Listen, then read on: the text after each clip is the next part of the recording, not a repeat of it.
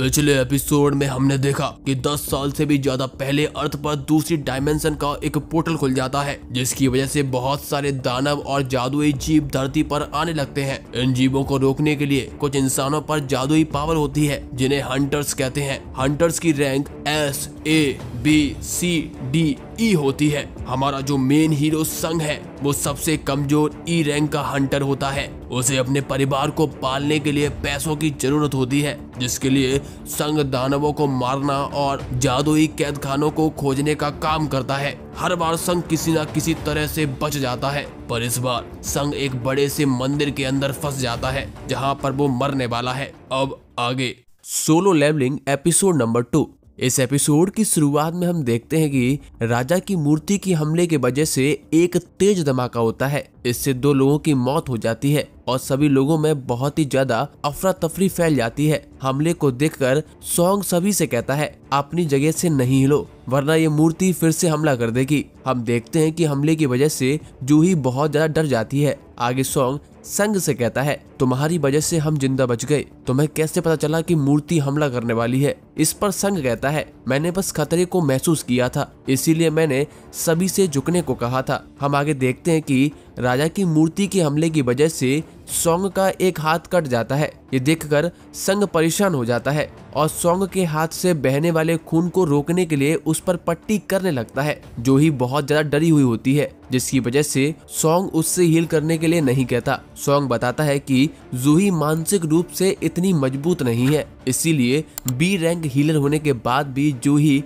केवल आसान मिशन में ही जाती है। सॉन्ग आगे बताता है, बी रैंक के मिशन के हिसाब से राजा की मूर्ति बहुत ज्यादा ताकतवर है, शायद ये A या S रैंक मिशन की है। इसके बाद सॉन्ग कहता है, हमने यहाँ पर पत्थर के ऊपर कुछ पढ़ा था जिसमें 3 आदेश लिखे हुए थे। पहला, भगवान की पूजा करो। दूसरा, भगवान की तारीफ करो। और तीसरा, भगवान पर विश्वास करो। जो लोग इन सभी चीजों को फॉलो करेंगे वही लोग यहाँ से जिंदा वापस जा सकते हैं। ये सुनकर संग कहता है, इसका मतलब क्या राजा की मूर्ति ही भगवान है? अगली सीन में हमें नीले जैकेट वाली लड़की दिखाई जाती है, जिसने हंटर एग्जाम पास किया होता है। हमें आगे पता चलता है कि वो लड़की संग की बहन जिन्हा की दोस्त होती है। वो लड़की जिन्हा से संग के बारे में पूछती है, जिस पर जिन्हा उसे बताती है कि मेरा भाई E रैंक का हंटर है और हर मिशन के बाद हमेशा उसको चोट आ जाती है। ये सुनकर वो लड़की सोचती है, अगर वो संग की जगह होती तो वो कभी भी चोटिल नहीं होती। इसके बाद हम फिर से जादुई कैद खाने पर शिफ्ट हो जाते हैं। सॉन्ग संग से कहता है, राजा की मूर्ति के निशाने पर हम लोग नहीं हैं। जैसे ही हालत थोड़े ठीक होंगे हम सभी लोग यहाँ से भाग जाएंगे। संग और सॉन्ग ये बातें कर रहे होते हैं, तभी एक बंदा कहता है, मैंने अभी हाल ही में एक बड़ी टीम ज्वाइन की है, मैं इतनी जल्दी मर नहीं सकता हूँ। मुझे अपनी स्पीड पर पूरा भरोसा है, मैं तेजी से दरवाजे की तरफ भागकर उसे पार कर लूंगा। सॉन्ग उसे रोकने की कोशिश भी करता है, पर वो इंसान किसी की नहीं सुनता। जैसे ही वो इंसान भागकर गेट के सामने पहुंचता है, राजा की मूर्ति अपनी आंखों से उसे जला देती है। बस उसके पैर ही बचते हैं। उस इंसान को जलते हुए देखकर सभी लोग और ज्यादा डर जाते हैं। आगे संग सोच में पड़ जाता है, मूर्तियां हमें कभी भी मार सकती हैं, पर फिर भी ये मूर्तियां आखिर क्यों रुकी हुई हैं? इनके पास हमें मारने की पूरी पावर है, उसके बाद भी ये लोग हमें नहीं मार रहे हैं। ये मूर्तियां बाकी दानवों से अलग हैं। बाकी के दानव हमें देखते ही मारने के लिए दौड़ने लगते हैं। ये सब सोचते हुए संग को पत्थर पे लिखे हुए आदेश याद आ जाते हैं। इसके बाद संग सॉन्ग से पूछता है कि पत्थर पर पहला आदेश क्या लिखा हुआ था। सॉन्ग कहता है कि पहला आदेश था कि हमें भगवान की पूजा करनी है। ये सुनकर संग कहता है, इस जगह के अपने कुछ रूल्स हैं, और खुद खड़ा होने लगता है। संग को खड़ा होता हुआ देखकर सॉन्ग बहुत ज्यादा डर जाता है और उसे बैठने के लिए कहता है, पर संग सॉन्ग की नहीं सुनता। जैसे ही संग खड़ा होता है वैसे ही राजा की मूर्ति फिर से हमला करने के लिए रेडी हो जाती है। ये देखकर संग की फट जाती है, पर वो अपना सर झुका लेता है। इससे राजा की मूर्ति फिर से शांत हो जाती है। ये देखकर संग सभी को मूर्ति के आगे झुकने के लिए कहता है। संग की बात सुनकर सभी लोग हैरान हो जाते हैं और सोचते हैं, क्या संग का दिमाग खराब हो गया है? संग आगे बताता है कि ये राजा की मूर्ति केवल तभी हमला करती है जब हमारे सर एक सर्टेन हाइट से ज्यादा ऊंचा होता है। पत्थर पर लिखे हुए पहले आदेश का मतलब यही है, हम लोगों को सर झुकाकर भगवान की पूजा करनी है, तभी हम लोग बच सकते हैं। जिसके बाद सभी लोग सर झुकाकर राजा की मूर्ति के आगे बैठ जाते हैं। हम आगे देखते हैं कि धीरे धीरे राजा की मूर्ति की आंखें चमकना बंद हो जाती हैं और मूर्ति बहुत ही डरावने तरीके से हंसने लगती है। ये देखकर सभी लोग और ज्यादा डर जाते हैं। हम आगे देखते हैं कि थोड़ी देर बाद पर्क खुद का सर उठाकर खड़ा हो जाता है। उसके बाद भी राजा की मूर्ति उस पर हमला नहीं करती, जिसके बाद बाकी सभी लोग भी धीरे धीरे खड़े हो जाते हैं और खुश होने लगते हैं। पर संग को अभी भी थोड़ा डर महसूस हो रहा होता है। वो सोचता है कि अभी भी चीजें खत्म नहीं हुई हैं। आगे हम देखते हैं कि राजा की मूर्ति फिर से खड़ी हो जाती है। सभी लोग फिर से डरने लगते हैं। संग को भी कुछ समझ नहीं आ रहा होता है। धीरे धीरे राजा की मूर्ति सभी लोगों की तरफ बढ़ रही होती है। ये देखकर संग कहता है, हम यहीं पर नहीं रुक सकते हैं, हमें बाकी के आदेश भी पूरे करने होंगे। दूसरे आदेश में भगवान की सराहना करना होता है। इस पर सभी लोग सोचने लगते हैं कि आखिर हम भगवान की सराहना कैसे करेंगे। इस पर एक बड़े बाल वाला आदमी आकर कहता है, मैं पुराने रीति रिवाजों पर रिसर्च कर रहा था, मुझे पता है कि भगवान की तारीफ कैसे की जाती है। ऐसा बोलकर वो आदमी अपने घुटने पर बैठ जाता है और भगवान की तारीफ करने लगता है। ये सुनकर बाकी के लोगों को लगता है कि शायद राजा की मूर्ति अब थोड़ा स्लो हो गई है, पर संग को ऐसा नहीं लगता। हम आगे देखते हैं कि राजा की मूर्ति धीरे धीरे उस आदमी के पास आ जाती है और हंसते हुए उसे कुचल देती है। इसके बाद सभी लोग और ज्यादा डर जाते हैं और इधर उधर भागने लगते हैं। राजा की मूर्ति भी एक एक करके लोगों को कुचल रही होती है। ये देखकर सॉन्ग सभी को अलग अलग होकर भागने के लिए कहता है और संग भी जूही को लेकर भागना शुरू कर देता है। दूसरी तरफ पर्क के पीछे खड़ी हुई एक मूर्ति तलवार से पर्क को 2 हिस्सों में काट देती है। संग को समझ नहीं आ रहा होता है कि वो दूसरे आदेश का पालन कैसे करे और वो जूही को भी पीछे नहीं छोड़ सकता है। संग देखता है कि जैसे ही कोई भी हथियार वाली मूर्तियों के पास जाता है, वो मूर्तियां हमला चालू कर देती हैं। इसके बाद संग की नजर दूसरी मूर्तियों पर पड़ती है। उनके हाथ में हथियार की जगह म्यूजिकल इंस्ट्रूमेंट होते हैं। ये देखकर संग सभी को म्यूजिकल इंस्ट्रूमेंट वाली मूर्तियों के पास जाने के लिए कहता है।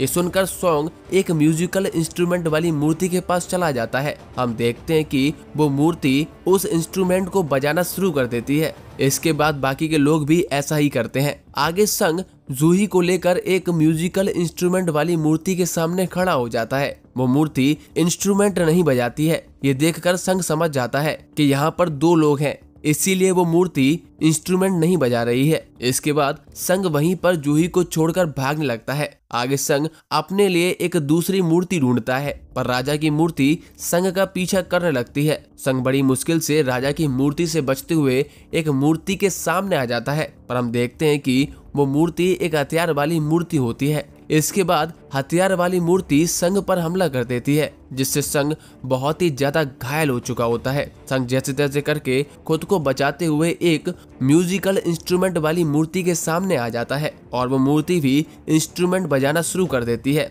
इसके बाद राजा की मूर्ति फिर से जाकर चेयर पर बैठ जाती है। संग को इतना ज्यादा चोटिल देखकर जूही बहुत ही ज्यादा डर जाती है। हम आगे देखते हैं कि हथियार वाली मूर्ति की वजह से संग का एक पैर कट चुका होता है और उससे बहुत ही ज्यादा खून बह रहा होता है। अगले सीन में हम देखते हैं कि जूही संग को हील करने के लिए अपनी पूरी पावर लगा देती है, जिसकी वजह से उसके मुंह से खून आने लगता है। अभी तक टेमा के बहुत सारे लोग मारे जा चुके होते हैं। ये देखकर किम सॉन्ग पर सारा इल्जाम लगा देता है और कहता है, तुम्हारे गलत डिसीजन की वजह से इतने सारे लोगों की जान जा चुकी है और तुम्हारा भी हाथ कट गया है। ये तुम्हारे पापों की सजा है। ये सुनकर सॉन्ग सारी गलती अपने ऊपर ले लेता है। सभी लोग आपस में बहस कर रहे होते हैं। तभी कमरे के बीचों बीच 2 पत्थर ऊपर आ जाते हैं। ये देखकर सभी लोग हैरान हो जाते हैं। संग उन्हें बताता है कि पुराने जमाने में भगवान को खुश करने के लिए इसी के ऊपर लोगों की बलि दी जाती थी। पत्थर पर लिखे हुए तीसरे आदेश का मतलब यही है। ये सुनकर किम